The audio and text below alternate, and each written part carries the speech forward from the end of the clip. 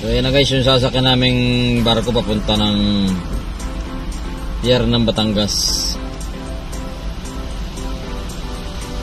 Ayan, nakapila kami rito sa sa may labas at papasok na kami sa loob.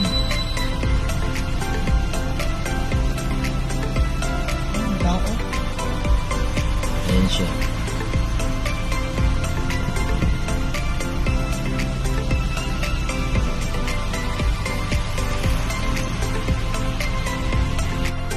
So ayan, isang mapagpalang gabi po sa ating lahat. Nandito naman kami ngayon sa port ng Calapan. Tapos na ang aming delivery. Naghihintay lang kami ng oras at paalis na ito sinasakyan naming barko. Kaya dito muna kami sa taas, naglibot-libot. Ayun yung mga kasama.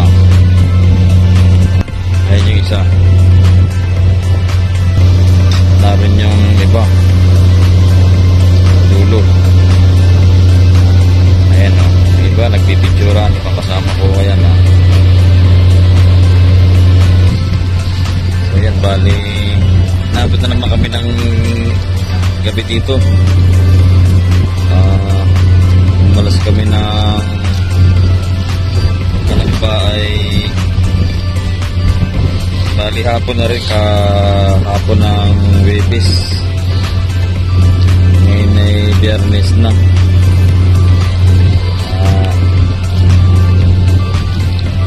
Pupunta na kami sa taas ngayon.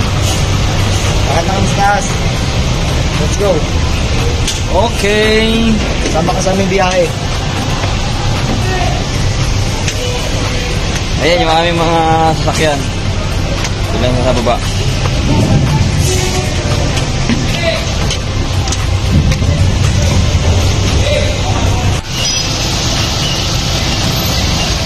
Ayun o, mga andun pa yung kasama namin.